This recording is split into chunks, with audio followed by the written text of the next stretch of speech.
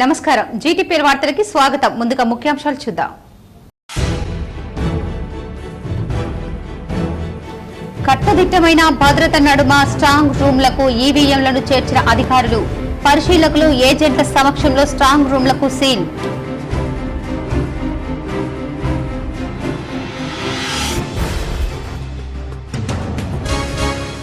Nizamabad parliament segment లో 71.92% polling నమోదు. Returning అధికారి జిల్లా కలెక్టర్ రాజీవ్ గాంధీ హనుమంతు వెల్లడి.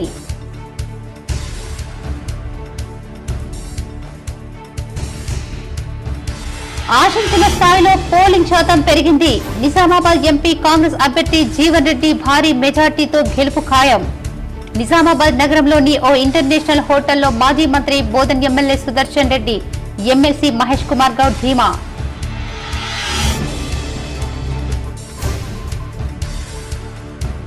ఢిల్లీ మద్యం కేసులో ఎమ్మెల్సీ కవిత జ్యుడిషియల్ కస్టడీని మే 20 వరకు పొడిగించిన రౌండ్స్ అవెన్యూ కోర్టు. రిమాండ్ ముగియడంతో తీహార్ జైలు నుంచి వీడియో కాన్ఫరెన్స్ ద్వారా హాజరుపరిచిన అధికారులు.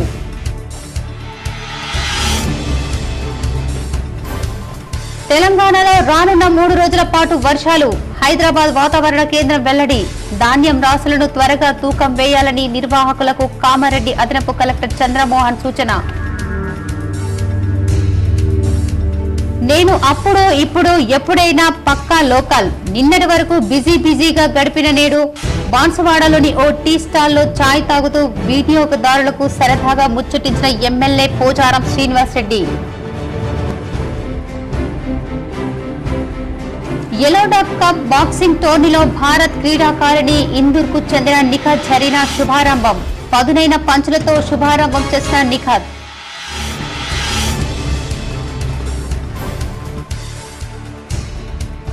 నిజామాబాద్ పార్లమెంటు స్థానంలో గెలుపుపై ఎవరి ధీమా వారిదే. కాంగ్రెస్ బీజేపీ నాయకులు మేమే గెలుస్తామంటూ ప్రకటనలు. KC GTPL special focus.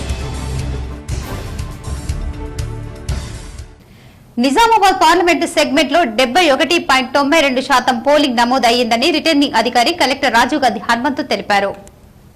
Nizamabad parliament నియోజకవర్గ పరిధిలో సగటున 71.92% పోలింగ్ నమోదైందని రిటర్నింగ్ అధికారి కలెక్టర్ రాజీవ్ గాంధీ హనుమంతు తెలిపారు. మొత్తం 17,04,867 మంది ఓటర్లకు గాను 12,26,133 మంది ఓటు హక్కును వినియోగించుకున్నారని వెల్లడించారు.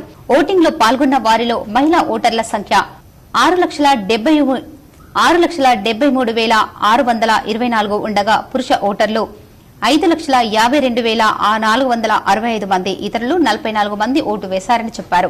పార్లమెంటు సెగ్మెంటు పరిధిలోని ఆయా అసెంబ్లీ నియోజకవర్గాల వారీగా పోలైన ఓటింగ్ ను పరిశీలిస్తే ఆర్మూర్ నియోజకవర్గంలో మొత్తం 2,12,145 మంది ఓటర్లకు గాను 1,55,159 ఓటర్లు 73.14% ఓటు హక్కు వినియోగించుకున్నారని తెలిపారు.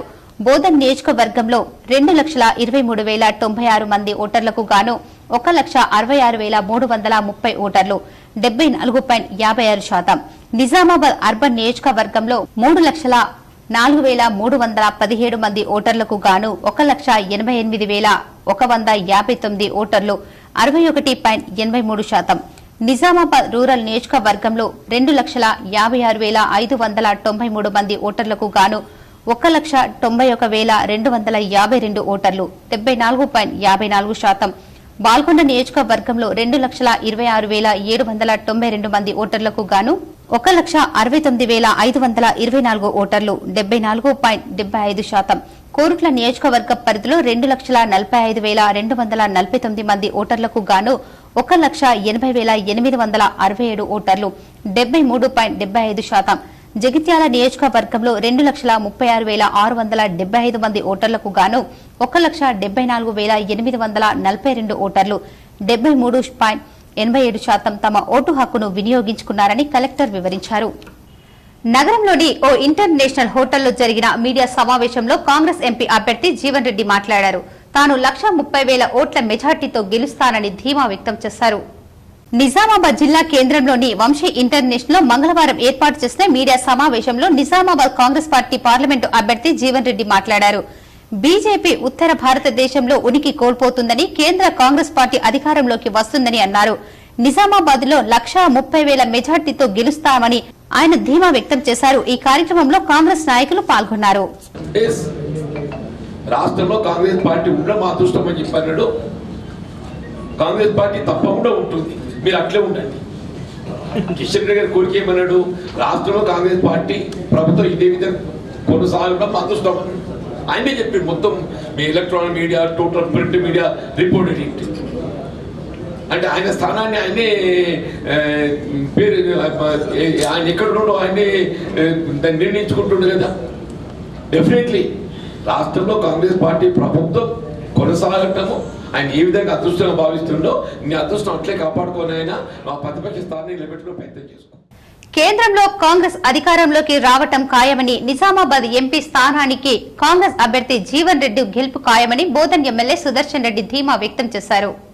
నగరంలో ఓ ఇంటర్నేషనల్ హోటల్లో జరిగిన మీడియా సమావేశంలో మాజీ మంత్రి బోధన్ ఎమ్మెల్యే సుదర్శన్ రెడ్డి మాట్లాడారు. కేంద్రంలో కాంగ్రెస్ అధికారంలోకి రావటం ఖాయమని, నిజామాబాద్ లో జీవన్ రెడ్డి 1,30,000 మెజార్టీతో గెలవడం ఖాయమని, స్థానిక సంస్థల ఎన్నికల్లో కూడా కాంగ్రెస్ సత్తా చాటుతుందన్నారు. కాంగ్రెస్ కు మద్దతు తెలిపిన ప్రజలకు కృతజ్ఞతలు తెలిపారు. గత 70 సంవత్సరాల నుంచి రాజులని, బ్రిటిష్ వారిని పాలన తర్వాత మనం ఒక విధానాలు పెట్టుకున్నాం. ఆ విధానాల్లో ఏదైతే ఎలక్షన్స్ కు పోయినప్పుడు మేనిఫెస్టో పెట్టుకొని ఆ మేనిఫెస్టోలో ఏదైతే ప్రకటించడం జరిగిందో అవి పక్కన పెట్టేసి మళ్ళీ మతాల పేరు మీద మనదేమో సెక్యులరిజం కలిసి ఇటువంటి పేర్ల మీద వాస్తవాలను పక్కన పెట్టి ఏదైతే చేశారో పార్టీలో మేము చెప్పిన ప్రకారం మీరు చేసినందుకు, అదేవిధంగా ఈరోజు తప్పనిసరిగా కాంగ్రెస్ హైకమాండ్ పెద్దలు మన డిస్ట్రిక్ట్ ఒక ఎమ్మెల్యే సీనియర్గా, పార్లమెంట్ మెంబర్ సీనియర్గా ఉండాలని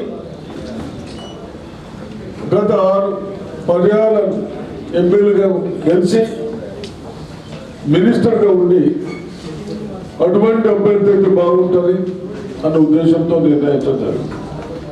మేము కూడా ప్రజల దృష్టికి తీసుకెళ్ళాం.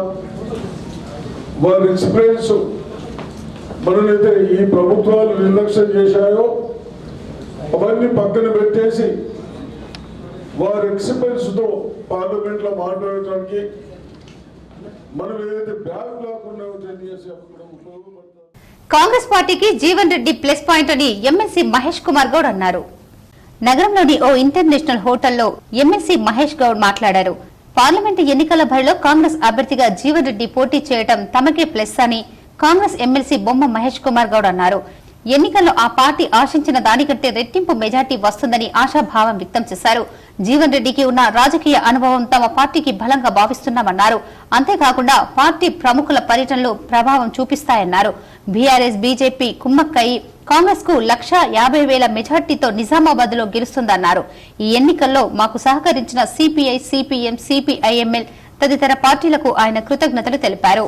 రాష్ట్రం రేవంత్ రెడ్డి గారు 4 నెలల పాలన, 6 గ్యారెంటీలు, సోనియా గాంధీ గారు, రాహుల్ గాంధీ గారు, ఖర్గే గారు జరిపిన సభలు ఇవన్నీ కూడా మాకు లాభం చేయబోతున్న ఆశించడం. అదేవిధంగా ప్రజల్లో కూడా పార్టీల కన్నా ఎక్కువ వ్యక్తుల్ని చూసి జీవన్ రెడ్డి గారు అయితే పార్లమెంట్కి సరిపోతారు ఆయన అనుభవం వల్ల రేపు భవిష్యత్తులో నిజామాబాద్ పార్లమెంటు అన్ని రకాలుగా అభివృద్ధి చెందుతుంది, సత్ఫలితాలు వస్తాయని నమ్మి ఇవాళ పెద్ద ఎత్తున కాంగ్రెస్ పార్టీకి ఓటేసినట్టుగా మాకు వస్తున్నటువంటి సమాచారం. కింది స్థాయిలో టీఆర్ఎస్ నాయకులు కానీ, కార్యకర్తలు కానీ చాలా చోట్ల బీజేపీతో కుమ్మక్కై బాహటంగా క్రాస్ ఓటింగ్ పాల్పడినప్పటికీ కూడా ప్రజలు జీవన్ రెడ్డి గారి యొక్క అభ్యర్థిత్వాన్ని బలపరిచినట్టుగా మాకు వస్తున్న సమాచారం. నిజామాబాద్ లోక్సభ ఎన్నికల్లో గెలుపు పట్ల బీజేపీ, కాంగ్రెస్ ఎవరి ధీమా వారిదే వ్యక్తం చేస్తున్నారు. పార్లమెంటు నియోజకవర్గంలో 7 అసెంబ్లీ నియోజకవర్గాలు ఉండగా జాతీయ స్థాయిలో కేంద్రంలో అధికారంలో ఉన్న బీజేపీకి, ఇటీవల రాష్ట్రంలో అధికారంలోకి వచ్చిన కాంగ్రెస్ పార్టీకి కొన్ని నియోజకవర్గాల్లో ప్రధానంగా పోటీ నెలకొనగా కొన్ని నియోజకవర్గాల్లో మాత్రం అధికారాన్ని కోల్పోయిన బీఆర్ఎస్ పార్టీకి కాంగ్రెస్ బీజేపీల మధ్య పోరు కొనసాగింది. ఈసారి ఎన్నికలు ఈ 3 ప్రధాన పార్టీలకు జీవన్మరణ సమస్యగా మారాయి. అంతే గతంలో కంటే ఎక్కువ శాతం పోలింగ్ నమోదు కావడంతో పెరిగిన పోలింగ్ ఎవరిని గట్టినెక్కిస్తుంది, ఎవరిని ఓడిస్తుందనేది చర్చాస్పదంగా కొనసాగుతుంది. నిజామాబాద్ పార్లమెంటు నియోజకవర్గంలో జరిగిన లోక్సభ ఎన్నికల్లో ఓటర్లు పోటెత్తారు. 2019 పార్లమెంటు ఎన్నికల్లో నిజామాబాద్ లోక్సభ పరిధిలో 68.37% పోలింగ్ నమోదయ్యింది. ఇదిలా ఉండగా 5 నెలల క్రితం జరిగిన రాష్ట్ర శాసనసభ ఎన్నికల్లో 74.13% పోలింగ్ నమోదైంది. ఈసారి జరిగిన లోక్సభ ఎన్నికల్లో 71.47% పోలింగ్ నమోదైనట్లు నిజామాబాద్ జిల్లా కలెక్టర్ రాజీవ్ గాంధీ హనుమంతు వెల్లడించారు. పెరిగిన పోలింగ్ శాతం ఏ పార్టీకి లాభం చేకూరుస్తుంది, ఎవరిని ఓడిస్తుంది అనే చర్చ అని అసెంబ్లీ నియోజకవర్గాల్లో జోరుగా కొనసాగుతుంది. లోక్సభ ఎన్నికల ప్రచారంలో అన్ని ప్రధాన పార్టీలు ప్రచారాన్ని హోరెత్తించారు. బీజేపీ, కాంగ్రెస్ అభ్యర్థులు తమ సాధించే ఓట్లపై ఎవరి ధీమాలో వారున్నారు, ఎవరి అంచనాల్లో వారు తలమునకలవుతున్నారు. గెలుపుపై జాతీయ పార్టీల అభ్యర్థులైన ధర్మపురి అరవింద్, తాటిపత్రి జీవన్ రెడ్డిలు ఆశాభావంతో ఉన్నారు. అయితే అభ్యర్థుల భవితవ్యం మాత్రం బాక్సుల్లో భద్రంగా ఉంది. ఓటరు దేవుళ్లు ఎవరికి పట్టం కట్టారో ఫలితాలు వచ్చే వరకు వేచి చూడాల్సిందే. ఒలింపిక్స్ కు ముందు నిజామాబాద్ కు చెందిన క్రీడాకారి నిఖత్ జరీన్ సత్తా చాటింది. ఎలోండా కప్ బాక్సింగ్ టోర్నీలో భారత క్రీడాకారికి నిఖత్ 52 కేజీలు శుభారంభం చేసింది. తొలి రౌండ్ లో నిఖత్ 5.0తో రకీంబెర్తి జెన్సాయా కజాకిస్తాన్ పై విజయం సాధించింది. బౌట్ ఆరంభం నుంచే ప్రత్యర్థిపై పదునైన పంచ్లతో విరుచుకుపడ్డ నిఖత్ అలవోగా విజయంతో రెండో రౌండ్ దూసుకెళ్లింది. నిజామాబాద్ లోక్సభ పోలింగ్ అనంతరం కట్టుదిట్టమైన భద్రత నడుమ ఈవీఎంలను స్ట్రాంగ్ రూమ్లకు తరలించారు. ప్రశాంతకరమైన వాతావరణంలో ఎన్నికలు ముగియడంతో అధికారులు ఊపిరి పీల్చుకున్నారు. ఆర్మూర్ డివిజన్ వ్యాప్తంగా జరిగినటువంటి ఎన్నికలు పంపిణీ సామగ్రి తీసుకున్నటువంటి ఎన్నికల సిబ్బంది డిగ్రీ కళాశాలలో పూర్తి స్థాయిలో ఈవీఎం, వీవీప్యాట్లు మరియు ఎన్నికల సామగ్రిని ఉన్నత స్థాయి అధికారులకు అందించారు. రాత్రి 1 అయిందని అధికారులు తెలిపారు. ఎక్కడ కూడా ఎలాంటి అవాంఛనీయ ఘటనలు జరగలేదని, ఎన్నికల విధులు నిర్వహించిన తమకు ఎంతో సంతోషంగా అనిపించిందని చెప్పారు. ఓవైపు ఓటర్లు, మరోవైపు ప్రజాప్రతినిధులు అందరూ సహకరించారని, ఎన్నికల అధికార యంత్రాంగం సైతం తమకు అన్ని విధాలుగా మౌలిక వసతులు కల్పించిందని చెప్పారు. ఉదయం 4 గంటల సమయంలో డిగ్రీ కళాశాల నుంచి ఈవీఎం ప్లాట్ను నిచ్చిపల్లిలోని సీఎంసీ కళాశాలకు తరలించారు. అయితే ఇంత ముందు పోలీసు ఇప్పుడైతే బ్రహ్మాండంగా ఉన్నాయి. మేబీ ఇలా కొనసాగిస్తే ఇంకా బెటర్గా ఉంటుంది. మాకు ఇలాంటి ఏం జరగలేదు, సాఫీగా తాగింది. 72% peaceful, everything okay, food super, అన్నీ బాగున్నాయి, ఫెసిలిటీస్ ఓకే అన్నీ. ఇక్కడ కూడా ఫెసిలిటీస్ బాగున్నాయి, ఫామ్స్ అన్నీ కూడా మంచి సిస్టమేటిక్గా అరేంజ్ చేశారు. ఓకే, ఎవ్రీథింగ్ సబ్మిషన్ అయిపోయింది, 5 మినిట్స్లో అయిపోయింది. చాలా బాగా జరిగింది. మా దగ్గర 1167 ఉండే, అయినా కూడా చాలా కూల్గా జరిగింది. చాలా కోఆపరేషన్ చేశారు. సెక్టర్ ఆఫీసర్ కూడా ఏం కాలేదు, కూల్గా మంచిగా జరిగింది. బీఆర్ఎస్ ను కేసీఆర్ బీజేపీకి తాకట్టు పెట్టారని ప్రభుత్వ సలహాదారు షబ్బీర్ అలీ ఆరోపించారు. కేసీఆర్ ఆర్ఎస్ ఏజెంట్ అని ప్రభుత్వ సలహాదారులు షబ్బీర్ అలీ అన్నారు. కామారెడ్డిలో ఆయన మీడియాతో మాట్లాడారు. బిడ్డ బెయిల్ కోసం కేసీఆర్ బీఆర్ఎస్ పార్టీని ఎంపీ ఎన్నికల్లో బీజేపీకి తాకట్టు పెట్టారని విమర్శించారు. పార్టీ కేడర్ను తెలంగాణ ప్రజలకు అమ్మకాన్ని బీజేపీకి అమ్మేశారని ఆరోపించారు. బీజేపీతో లోపకాయరు ఒప్పందం కుదుర్చుకున్న కేసీఆర్ కు మాట్లాడే హక్కు లేదన్నారు. కామారెడ్డిలో కాంగ్రెస్ కు బంపర్ మెజార్టీ వస్తుందని ధీమా వ్యక్తం చేశారు. తెలంగాణలో రాగల 3 రోజుల పాటు కొన్ని జిల్లాల్లో తేలికపాటి నుంచి మోస్తారు వర్షాలు కురిసే అవకాశం ఉందని హైదరాబాద్ వాతావరణ కేంద్రం తెలిపింది. మంగళవారం, బుధవారం కొన్ని జిల్లాల్లో ఉరుములు మెరుపులతో పాటు గంటకు 30 నుంచి 40 కిలోమీటర్ల వేగంతో ఈదురుగాలులు వీస్తాయని పేర్కొంది. గురువారం ఉరుములు మెరుపులతో పాటు గంటకు 40 నుంచి 50 కిలోమీటర్ల వేగంతో ఈదురుగాలులతో కూడిన తేలికపాటి నుంచి మోస్తారు వర్షాలు కురిసే అవకాశం ఉందని వెల్లడించింది. పశ్చిమ విదర్భ దారి పరిసర ప్రాంతాల్లో సముద్ర మట్టానికి 0.9 కిలోమీటర్ల ఎత్తున ఆవర్తనం ఏర్పడిందని వాతావరణ కేంద్రం సంచాలకులు విడుదల చేసిన ప్రకటనలో తెలిపారు. ఢిల్లీ మద్యం కేసులో భారాస ఎమ్మెల్సీ కవిత జ్యుడిషియల్ కస్టడీ మే 20 వరకు రౌస్ అవెన్యూ ప్రత్యేక కోర్టు పొడిగించింది.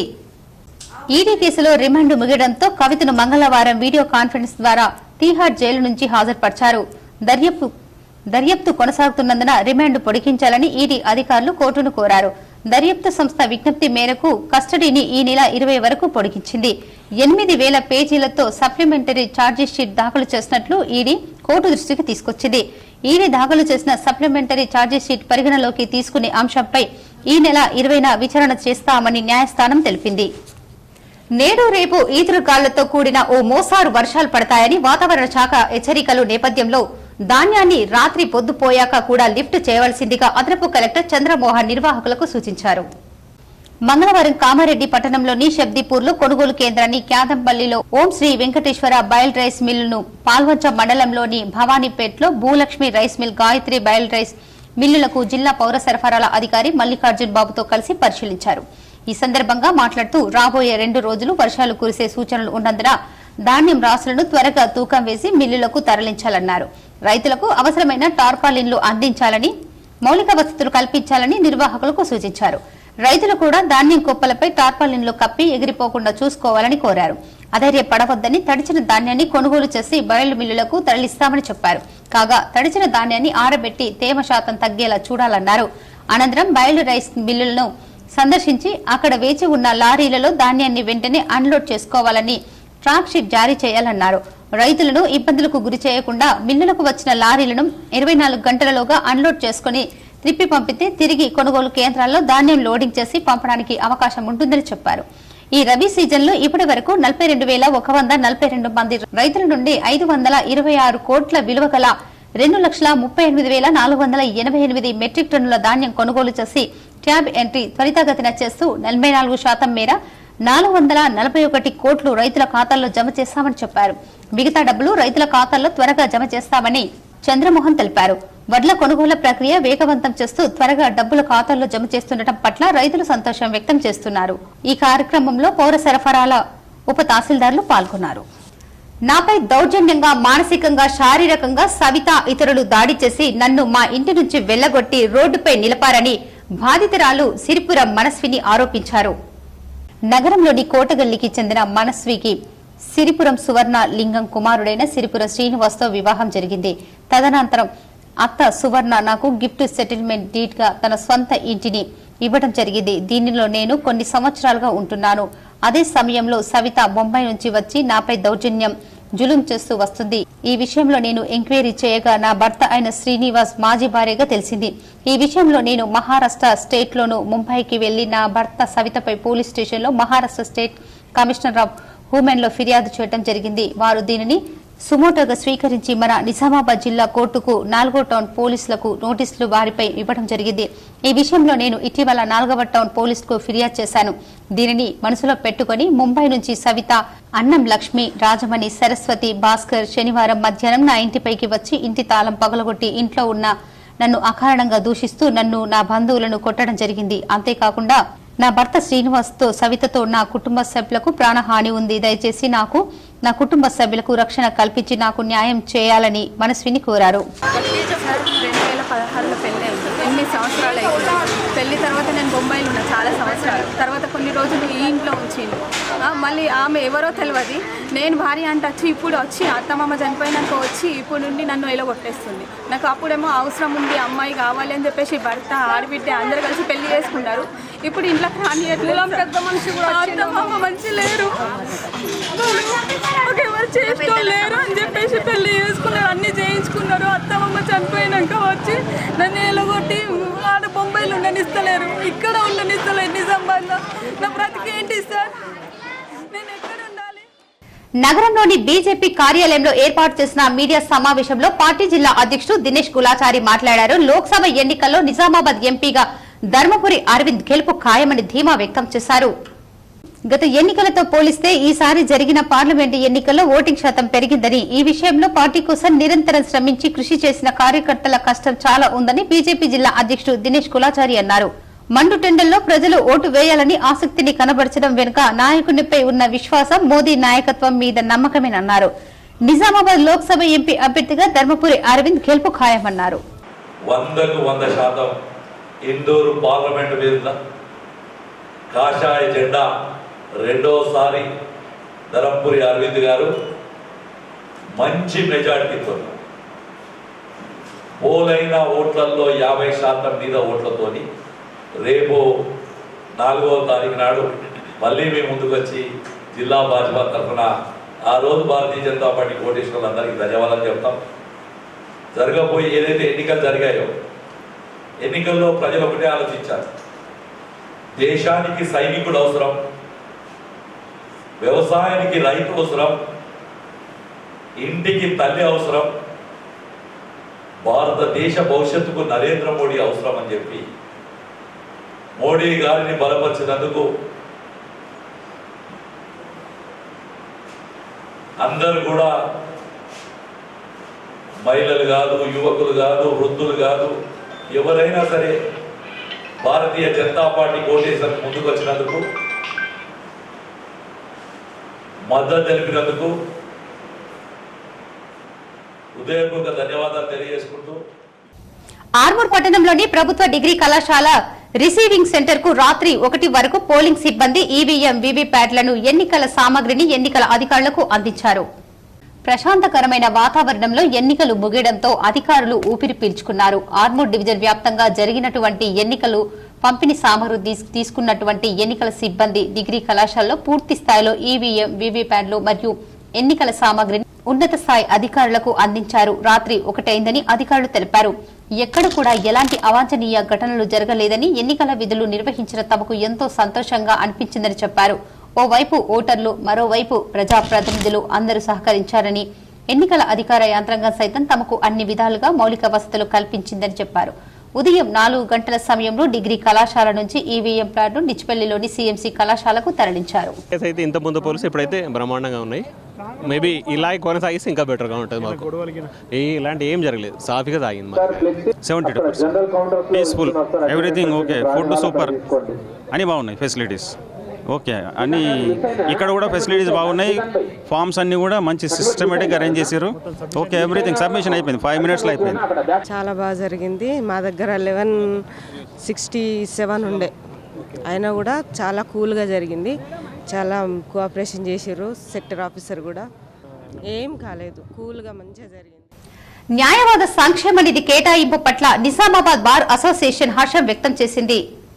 రాష్ట్రంలోని న్యాయవాదుల సంక్షేమ నిధికి 100 కోట్లు విడుదల చేస్తున్నట్లు హైకోర్టు బార్ అసోసియేషన్ ప్రతినిధులకు రాష్ట్ర ముఖ్యమంత్రి రేవంత్ రెడ్డి హామీ ఇవ్వడం పట్ల నిజామాబాద్ బార్ అసోసియేషన్ అధ్యక్షుడు మల్లెపూల జగన్మోహన్ గౌడ్ హర్షం వ్యక్తం చేస్తున్నట్లు తెలిపారు.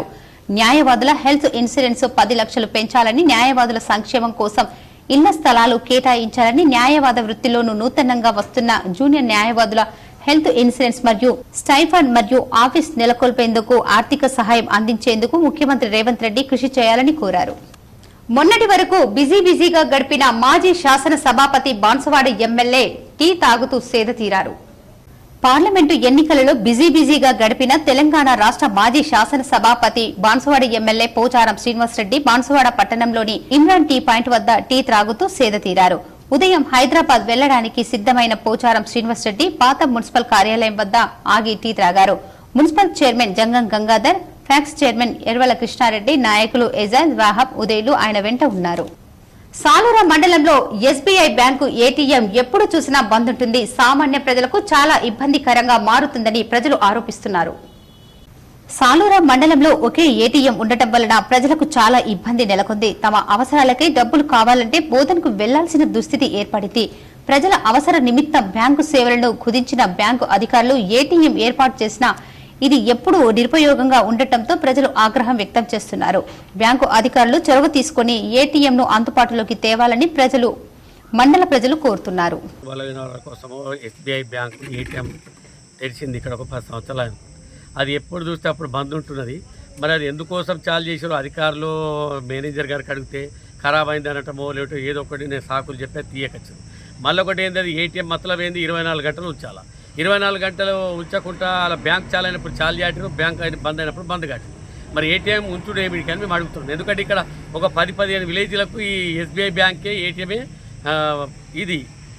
అదే ఒకటి బంద్ ఉన్నాక మరి అది ఎందుకు చాలు ఉంచాటారో అర్థం కావట్లేదు. మరి బంద్ చేసుకుంటే మంచిదని నేను ఏటీఎం గారికి వాళ్ళందరికీ నేను కోరుతున్నా. అదే బ్యాంక్ ఇప్పుడు చాలు ఉన్నది, ఏటీఎం బంద్ ఉన్నది సార్ అంటే ఖరాబ్ అయిందని చెప్తున్నారు. మంచిర్యాలలో పోలింగ్ కేంద్రాలను పోలీస్ కమిషనర్ శ్రీనివాస్ సందర్శించారు. ప్రశాంత వాతావరణంలో పోలింగ్ పూర్తి అయ్యిందని చెప్పారు. మంచిర్యాల జిల్లాలోని చెన్నూరు నియోజకవర్గంలోని మావోయిస్టు ప్రభావిత ప్రాంతం కోటపల్లి పోలీస్ స్టేషన్ పరిధి పంగిడి సోమారంలోని ప్రభుత్వ పాఠశాల, చెన్నూరు పట్టణ కేంద్రంలోని ప్రభుత్వ పాఠశాల, బెల్లంపల్లి నియోజకవర్గం బెల్లంపల్లి పట్టణంలోని బజార్ ఏరియాలోని జడ్పీఎస్ఎస్ ఉన్నత పాఠశాలలో ఏర్పాటు చేసిన పోలింగ్ కేంద్రాలను, అదేవిధంగా రామన్పల్లి వద్ద ఉన్న అంతర్రాష్ట్ర సరిహద్దు చెక్పోస్టును స్థానిక పోలీసు అధికారులతో కలిసి Ramagundam police commissioner M Srinivas సోమవారం సందర్శించారు. ఈ సందర్భంగా ఎన్నికల విధి నిర్వహణలో ఉన్న పోలీస్ అధికారులు సిబ్బందికి ఎన్నికల నిర్వహణ, పోలింగ్ తర్వాత పోలింగ్ పరికరాలను కౌంటింగ్ కేంద్రాలకు తరలింపు గురించి పలు సూచనలు చేశారు. అనంతరం ఆయన మాట్లాడుతూ రామగుండం పోలీస్ కమిషనరేట్ పరిధిలో పోలింగ్ అనేది ప్రశాంతమైన వాతావరణంలో జరిగిందని, ఎన్నికలు ప్రశాంతమైన వాతావరణంలో నిర్వహించేందుకు ఎలాంటి అవాంఛనీయ సంఘటనలు, గొడవలు జరగకుండా పటిష్టమైన భద్రత ఏర్పాట్లు చేసినట్లు ఆయన తెలిపారు. ప్రజలు అందరూ పోలీసుల సూచనలు పాటిస్తూ సహకరించారని, ఓటర్లు తమ ఓటు హక్కును స్వేచ్ఛాయుతంగా వినియోగించుకోవాలని, పోలీస్ సిబ్బంది భద్రత కల్పిస్తూ పోలింగ్ కేంద్రాల వద్ద ఎలాంటి అవాంఛనీయ సంఘటనలు జరగకుండా ముందస్తు చర్యలు చేపట్టినట్లు ఆయన తెలిపారు. మావోయిస్టు ప్రభావిత ప్రాంతాలలో సెల్ ఫోన్ సిగ్నల్ లేని ప్రాంతాల్లో శాటిలైట్ ఫోన్లను ఉపయోగించడం జరిగిందని, ప్రాణహిత పరివాహక ప్రాంతాల్లో, ఫెర్రీ పాయింట్స్ వద్ద, పోలింగ్ బూత్ ప్రాంతాలలో డ్రోన్ కెమెరాతో నిరంతర పర్యవేక్షణ, నిఘా కొనసాగుతుందని, స్పెషల్ పార్టీ గ్రేవ్ హ్యాండ్స్ పార్టీలతో ఏరియా డామినేషన్ కూబింగ్లు నిర్వహించినట్లు సిపి తెలిపారు. ఆయన వెంట Jaipur ACP Venkateswarlu, Bellampalli ACP Ravikumar, Mancherial ACP Prakash, task force ACP Mallareddy, Chennur rural CI Sudhakar, town CI Ravinder, Bellampalli town inspector Devaiah, rural CI Afzaluddin, పలువురు ఎస్ఐలు పాల్గొన్నారు. ప్రశాంతంగా జరుగుతూ ఉంది. ఎక్కడ ఏ ఇబ్బందులు రాలేదు. పోలీస్ పార్టీలు, striking force, route mobiles, special striking force, తర్వాత డీసీపీ లెవెల్ వాళ్ళ యొక్క స్ట్రైకింగ్ ఫోర్స్ కానీ, even CP level striking force కానీ మొత్తం పరంగా తిరుగుతున్నారు.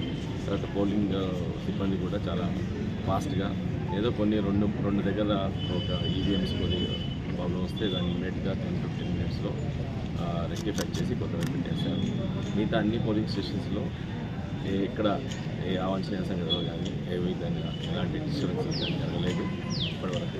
అండ్ పోలింగ్ శాతం కూడా 50% దాటింది. ఈ 3 నుంచి 4. ఇప్పుడు కొన్ని మండలాల వార్తలు చూద్దాం.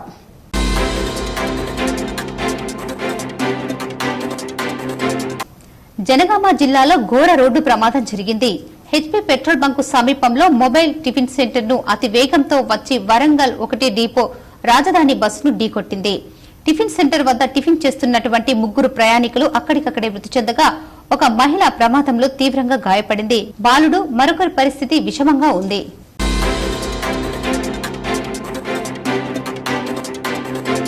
కామారెడ్డి జుక్కల్ ఎల్లారెడ్డి సెగ్మెంట్ల ఈవీఎంలను సంగారెడ్డిలోని గీతం యూనివర్సిటీలో భద్రపరిచారు. చిత్రంలో సాధారణ పరిశీలకులు గోపాల్జీ తివారీ, జిల్లా కలెక్టర్ వల్లూరి క్రాంతి, సంబంధిత ఆర్డీఓలు ఉన్నారు. వార్తలు ముగించే ముందు ముఖ్యాంశాలు మరోసారి. కట్టుదిట్టమైన భద్రత నడుమ స్ట్రాంగ్ రూమ్లకు ఈవీఎంలను చేర్చిన అధికారులు, పరిశీలకులు, ఏజెంట్ల సమక్షంలో స్ట్రాంగ్ రూమ్లకు సీల్.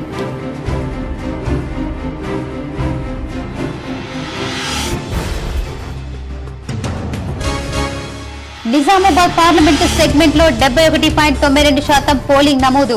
రిటర్నింగ్ అధికారి జిల్లా కలెక్టర్ రాజీవ్ గాంధీ హనుమంతు వెల్లడి.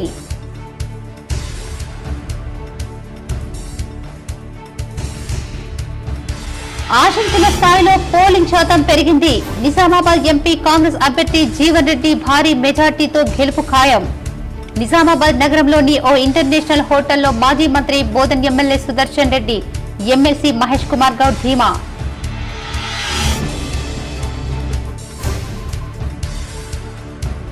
ఢిల్లీ మద్యం కేసులో ఎమ్మెల్సీ కవిత జ్యుడిషియల్ కస్టడీని మే 20 వరకు పొడిగించిన రౌండ్స్ అవెన్యూ కోర్టు.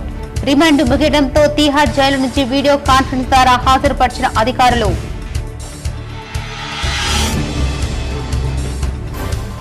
తెలంగాణలో రానున్న 3 రోజుల పాటు వర్షాలు. హైదరాబాద్ వాతావరణ కేంద్రం వెల్లడి. ధాన్యం రాసులను త్వరగా తూకం వేయాలని నిర్వాహకులకు కామారెడ్డి అదనపు కలెక్టర్ చంద్రమోహన్ సూచన. నేను అప్పుడు ఇప్పుడు ఎప్పుడైనా పక్కా లోకల్. నిన్నటి వరకు బిజీగా గడిపిన నేడు బాన్సువాడలోని ఓ టీ స్టాల్లో చాయ్ తాగుతూ వినియోగదారులకు సరదాగా ముచ్చటించిన MLA Pocharam Srinivasreddy. Elorda cup boxing టోర్నీలో భారత్ క్రీడాకారిణి ఇందూర్కు చెందిన నిఖత్ ఝరీనా శుభారంభం. పదునైన పంచులతో శుభారంభం చేసిన నిఖత్.